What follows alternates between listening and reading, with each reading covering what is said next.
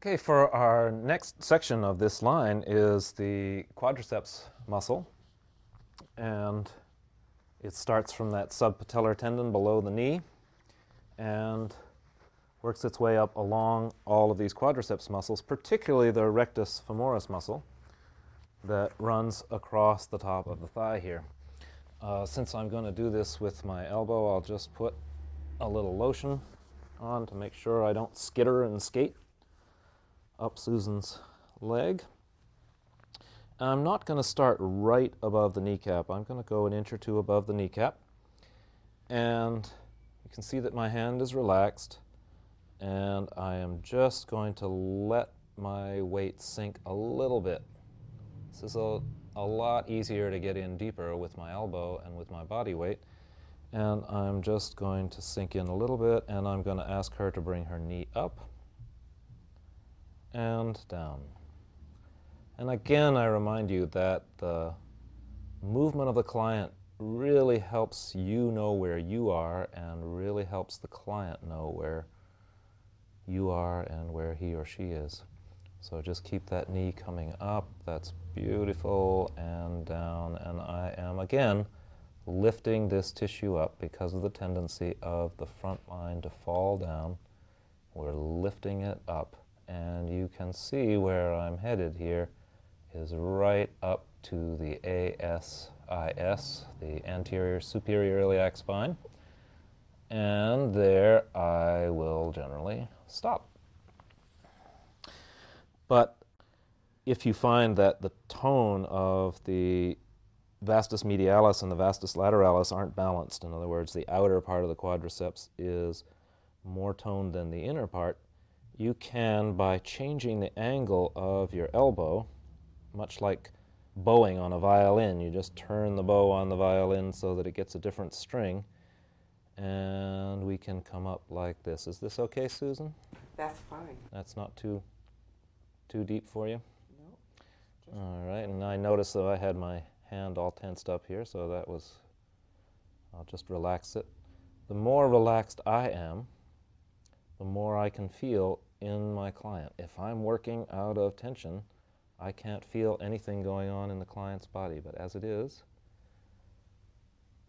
this is the speed at which Susan's tissue is melting. So this is the speed that I will keep. One more thing up here before we leave off this technique. If you come right up to the top, there is the ASIS on the front of the hip bone. So the tensor fascia lata is coming right down here, and the sartorius is coming right down here. If I want to get to the top of the rectus femoris, there's a pocket right in between those two, and I'm going to sink down into that pocket a little bit. And now I'm going to invite a different movement from Susan. You all right with this? Yes, that's fine. It's okay? Okay. So just take your heel and stretch it right over the end of the table. Elongate your leg. You feel that? Yeah, got that tensus right in there. Okay. So I'm going to stay here, and you're going to move your leg. You get to control how much sensation there is by how much you extend your leg. Okay. Because I'm not going to move from right here. Got it? There you go. Is that okay? Yeah. Yeah? Yeah, and just get that attachment to move on out. That's lovely. So I'm doing nothing, or almost nothing. I am just resting in this little pocket between tensor fascia lata and sartorius, right there at the top of her thigh, where the rectus is. And this often gets so tight, and it really is. You'll find it. There's a little pocket right in there. And all she has to do is elongate her leg out the back. So I just tell her to send her heel out over the end of the table, and that gets this tissue to open right in here. Great. So let's have Sunshine do the same thing. Although you can't, yeah, a little lotion helps. Although you can't see Sunshine's leg, I'm going to have her put her back leg well back so that she, even though she's sitting on the table, she still has support from behind her body.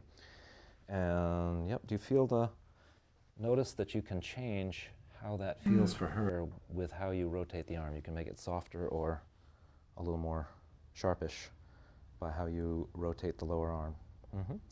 And what's the motion that she's going to use? Have her lift her knee and drop her knee. There you go. Just an inch. Not a big lift. Just even thinking about lifting your knee is enough to mobilize those muscles. That's great. So how's that, Susan? Is that? I think that's a little bit more pressure than you were using, Tom. Okay. Is that too much pressure? Lighten up, you big bully.